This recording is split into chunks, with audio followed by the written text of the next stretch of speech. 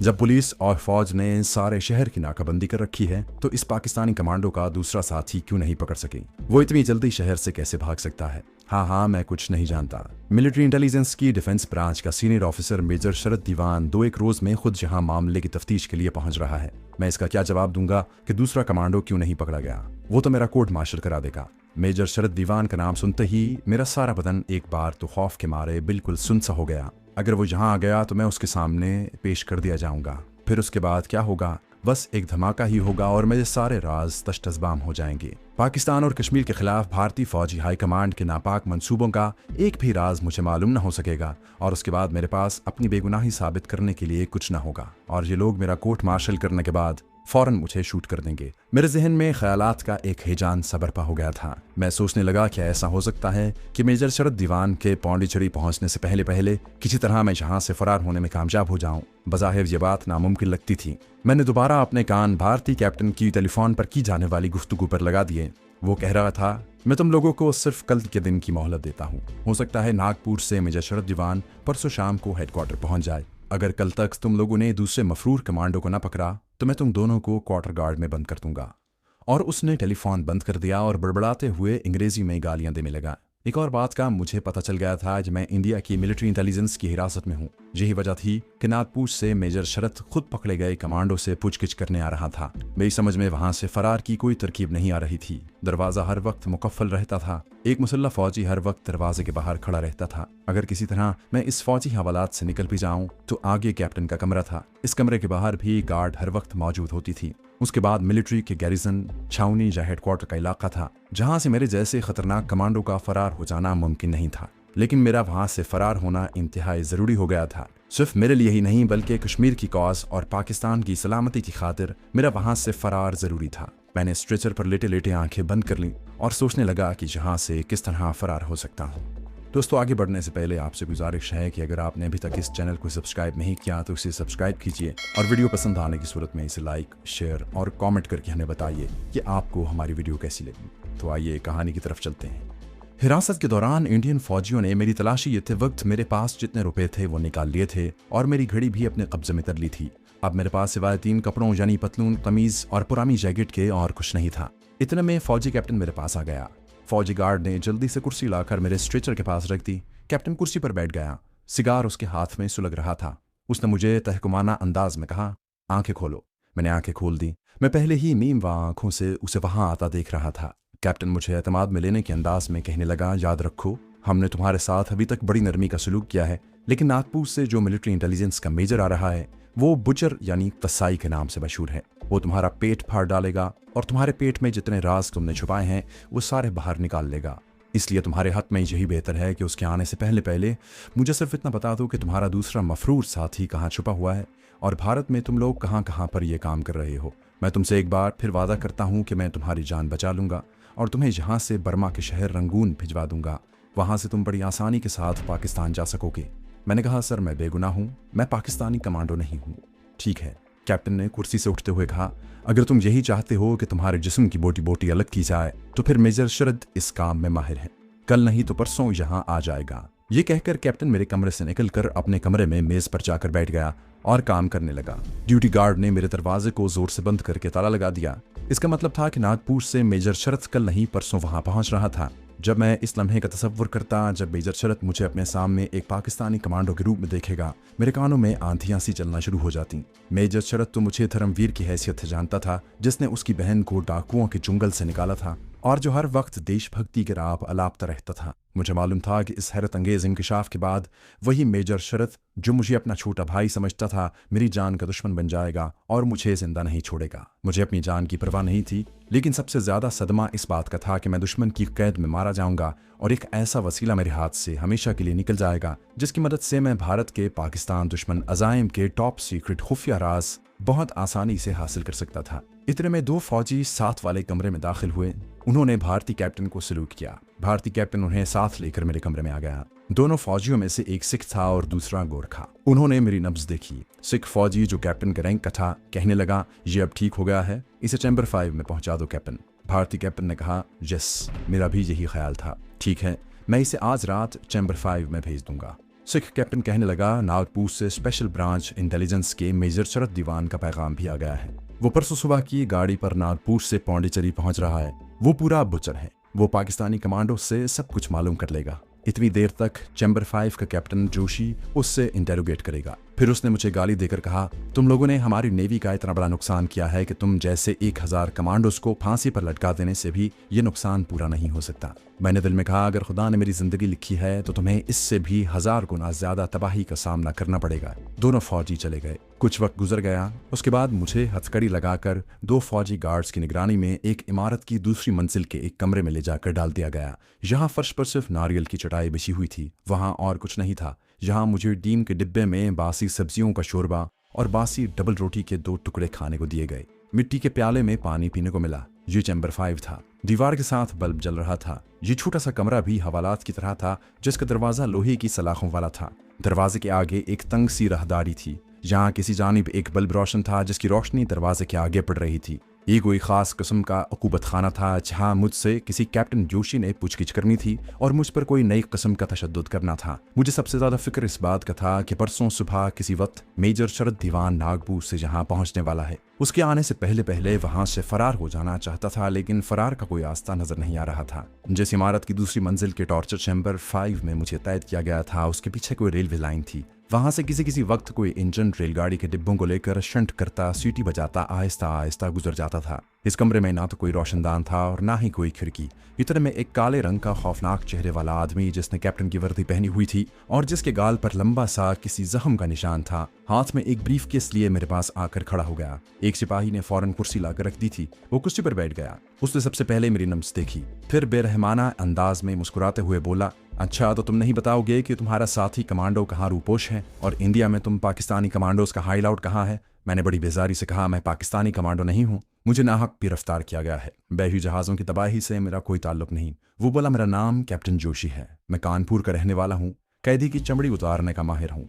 ये कहते हुए उसने ब्रीफकेस में से एक लंबा निश्तर निकालकर मुझे दिखाते हुए कहा, इस निश्तर से पहले तुम्हारे गाल पर एक लंबा कट लगाऊंगा, फिर जख्म के अंदर अपनी 2 उंगलियां डालकर सिर्फ एक झटका दूंगा और तुम्हारे गाल की खाल अलग हो जाएगी। वो मकरू अंदाज में हंसने लगा। निश्तर उसके हाथ में था। कैप्टन जोशी ने मुझे गर्दन से दबोचकर मेरे गाल पर निश्तर चला दिया। मेरी चीख निकल गई। मैंने अपनी गर्दन उसके शिकंजे से छुड़ा ली। कैप्टन जोशी में चिल्लाकर ड्यूटी गार्ड पर मौजूद सिपाही को आवाज दी, लांस नाइक, इसे आकर पकड़ो। लांस नाइक, जो दरवाजे के बाहर ड्यूटी पर खड़ा था, दौड़कर अंदर आया। उसने मुझे बाजुओं से पकड़ लिया। मेरी हथकड़ी यहाँ लाते वक्त उतार दी गई थी। मुचर कैप्टन जोशी में निस्तर मेरी गाल पर लगाया हुआ था कि एक फौजी ने आकर सैल्यूट किया और ऊंची आवाज में बोला, सर, स्वामी गोरखनाथ जी आए हैं। कैप्टन जोशी का निस्तर वाला हाथ वहीं रुक गया। वो जल्दी से मेरे टॉर्चर चैम्बर से निकलकर राहदारी में आ गया। इस दौरान एक ऊंचा लंबा साधु नमोदार हुआ, जिसके लंबे बाल थे, दाढ़ी सीने तक फैली हुई थी, गले में मनकों की मालाएं थी, हाथों में कड़े थे और माथे पर सिंदूर का टीका था। वो दरवाजे के पास आकर खड़ा हो गया। कैप्टन जोशी ने झुककर साधु के पांव छुए और हाथ बांध कर बड़े अदब से बोला, महाराज, मेरे धन भाग के आप मेरे ऑफिस में पधारे। साधु ने एक नजर सलाखों में से मुझे देखा और पूछा, ये पाकिस्तानी जासूस है क्या? कैप्टन जोशी बोला, जी महाराज, इन लोगों ने हमारे 2 जहाज बर्बाद कर दिए हैं। एक ही पकड़ा गया है, दूसरे के बारे में पूछगिछ कर रहे हैं। साधु ने, जिसका नाम स्वामी गोरखनाथ था, मुझे बहुत बुरे लफ्जों से पुकारा और अंदर आ गया। कैप्टन जोशी भी उसके साथ ही अंदर आ गया। स्वामी गोरखनाथ ने झुककर मुझे देखा। मेरे गाल से खून रिस रहा था। उसने गुस्सीली आवाज में कहा, बता दे, तेरे दूसरे मलिच दोस्त कहाँ हैं? नहीं तो तेरी बोटियां चील कव्वों को खिला देंगे। फिर स्वामी ने कैप्टन जोशी से पूछा, अभी तक इसने अपने साथियों के नाम नहीं बताए। कैप्टन जोशी हाथ बांधे पास ही खड़ा था। कहने लगा, महाराज, अभी बता देगा, मैंने अपना ऑपरेशन अभी शुरू नहीं किया। स्वामी गोरखनाथ ने अपना हाथ आगे करके कैप्टन जोशी के सर पर रखा और कहा कि बालिक, हम गुरु गोरखनाथ क्या एक मंत्र पढ़कर इस मलिच पर फूंकेंगे। इस मंत्र के शर से ये फौरन अपने साथियों के नाम और ठिकाने बता देगा। कैप्टन जोशी खुश होकर बोला, महाराज, आप मंत्र पढ़कर जरूर फूंकें। मुझे पूरा विश्वास है कि आपके मंत्र से हमें अपना मकसद हासिल हो जाएगा। स्वामी वहीं फर्श पर आलती पालती मारकर बैठ गया। उसने बाजू बुलंद किया और नारा लगाया, उलख निरंजन। उसके बाद कैप्टन जोशी से कहा, बच्चा, तुम हमारे खास बाल के हो। कैप्टन जोशी बोला, महाराज, ये आपकी कृपा है।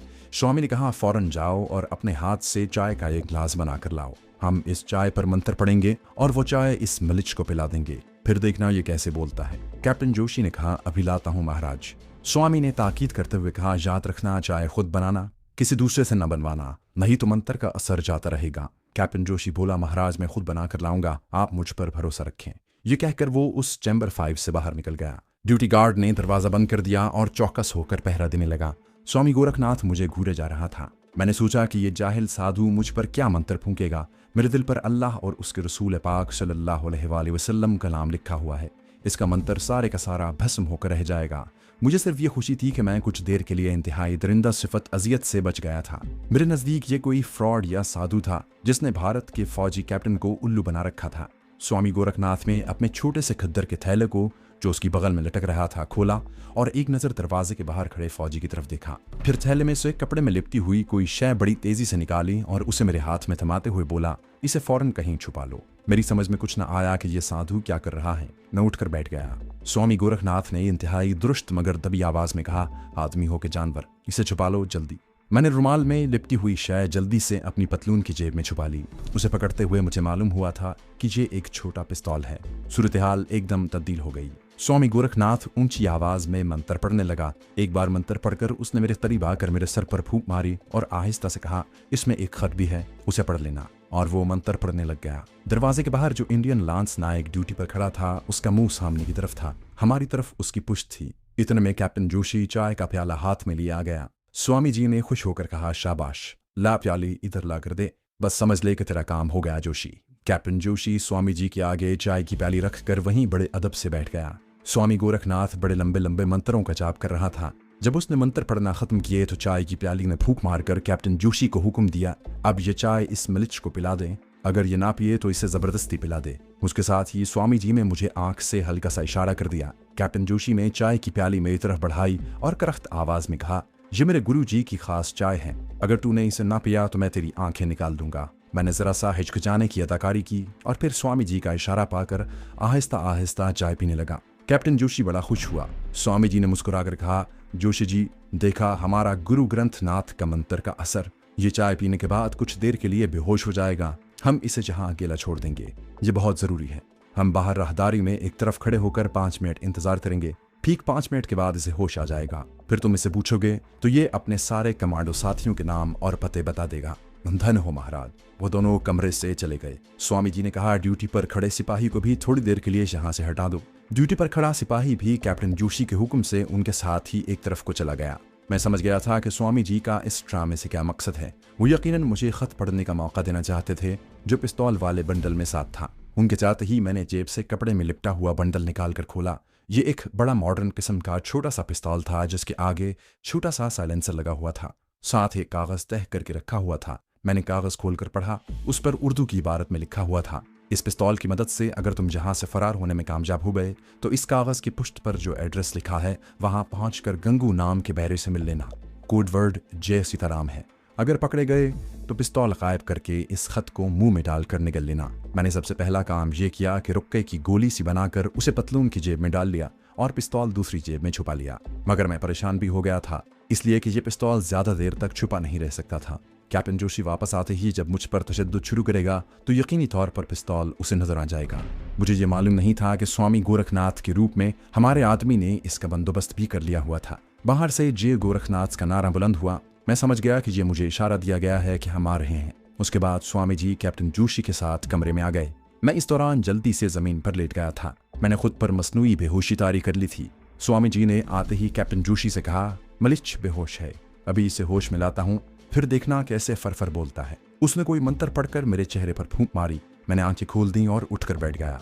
कैप्टन जोशी ने मेरे पास बैठते हुए पूछा, बता तेरे दूसरे कमांडो साथी कहाँ कहाँ हैं, उनके नाम क्या हैं? मैंने यूं ही सोचे समझे बगैर एक चीख मारी और फिर बेहोश होने की अदाकारी करते हुए जमीन पर पड़ गया। स्वामी जी ने बाद में मुझे बताया कि मैंने ठीक किया था। स्वामी जी ने मुझ पर मंत्र पढ़कर फूंकने शुरू कर दिए। जब देर तक वो मंत्र पढ़ते रहे और मैं बेहोश ही रहा तो उन्होंने कैप्टन जोशी से कहा, बाल के मंत्र जरूरत से ज्यादा चढ़ गए हैं, ये अभी होश में नहीं आएगा, अभी इसे पड़ा रहने दो, सुबह आकर इससे तमाम राज मालूम करेंगे। सुबह तक इसे होश आ गया होगा। जो हुक्म महाराज, कैप्टन जोशी ने हाथ बांधकर कहा और स्वामी जी के साथ ही कमरे यानी चैम्बर 5 से बाहर निकल गया। हिंदू कौम सर से पांव तक तवहमात में डूबी हुई है। इनके पढ़े लिखे लोग भी इस मामले में इंतहाई ज़ईफुल एतकाद होते हैं और साधु जोगी सन्यासी लोग इन्हें खूब उल्लू बनाते हैं। क्योंकि साधुओं की हिंदू लोग सिर्फ इज्जत ही नहीं करते बल्कि उनसे डरते भी रहते हैं। उन्हें यकीन होता है कि अगर किसी जोगी या साधु ने उन्हें बद्दुआ दे दी तो वो तबाह बर्बाद हो जाएंगे। इन लोगों के जाने के बाद मैंने आंखें खोलकर लेटे लेटे दरवाजे की तरफ देखा। दरवाजे के बाहर लांस नायक पहरे पर खड़ा था।